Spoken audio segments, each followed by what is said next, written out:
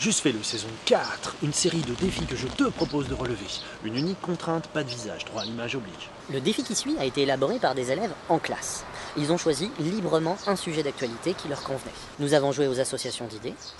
Ensuite, ils ont élaboré la demande qu'ils allaient faire auprès de leurs camarades.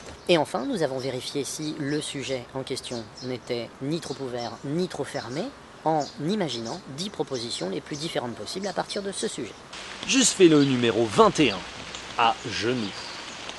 Le défi qui suit a été élaboré par une classe de 6e et une classe de 5e en présentiel avec moi.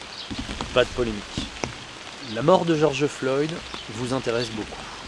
La mort de George Floyd est une affaire de violence policière provoquée par la mort d'un Afro-Américain nommé George Floyd lors de son interpellation par les forces de police aux États-Unis. Ce qui a provoqué manifestations et émeutes un peu partout dans le pays. Les élèves des deux classes qui ont travaillé sur ce sujet ont souhaité réfléchir à la forme que pourrait prendre l'hommage que l'on pourrait rendre à la mort de George Floyd. Ainsi, la position à genoux a été utilisée par des policiers américains afin de rendre hommage à la mort de George Floyd. Si vous le souhaitez, nous vous proposons d'améliorer cette posture. En étant à genoux, que pourriez-vous faire avec le haut de votre corps afin d'améliorer l'hommage que vous pourriez rendre à cette personne? Vous pouvez utiliser maquillage, déguisement, gestes, coiffure, etc. Vous faites bien attention par contre à un élément, c'est ce qu'on appelle le blackface. Au niveau maquillage. Le blackface est quelque chose qui est assez triste et qui fait partie de l'histoire du cinéma. Ainsi, pendant très longtemps, les Américains d'origine africaine n'avaient pas le droit de jouer dans des films. Par pur racisme. Et du coup, on utilisait, quand on avait besoin de personnages afro-américains, on utilisait des blancs qui se maquillaient en noir, avec ces espèces de lèvres, etc. Aujourd'hui, ça a un écho qui est très très mauvais, donc faites attention dans les symboles que vous utilisez. Dessinez votre posture ou faites-vous photographier dans cette position afin de conserver une trace de ce qui va s'appeler une performance, puisque vous allez utiliser votre corps directement. Une petite œuvre pour vous aider? Ben Vautier, Regardez-moi, cela suffit, 1960. Il s'agit aussi d'une performance.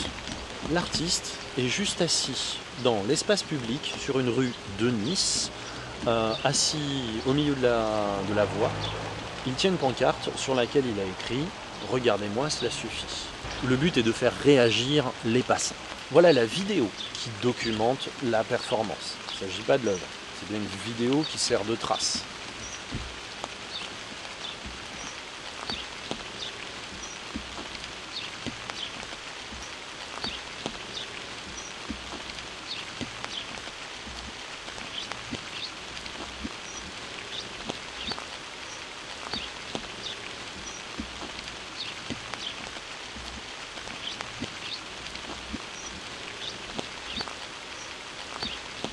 Ce qui est très intéressant là-dedans, je trouve, c'est le « regardez-moi, cela suffit ».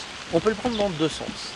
Est-ce que c'est « regardez-moi, ça suffit », sous-entendu ça suffit pour faire une œuvre d'art, juste me regarder suffira pour faire une œuvre d'art, ou alors quand on voit le monde qu'il y a autour, parce qu'il y a une caméra, est-ce que c'est « regardez-moi, ça suffit », c'est-à-dire que les passants se tournent à regarder la caméra, mais pas l'œuvre d'art qui est constituée par le corps de Ben, par la performance de Ben. Et c'est cette espèce de jeu entre les deux que je trouve super intéressant.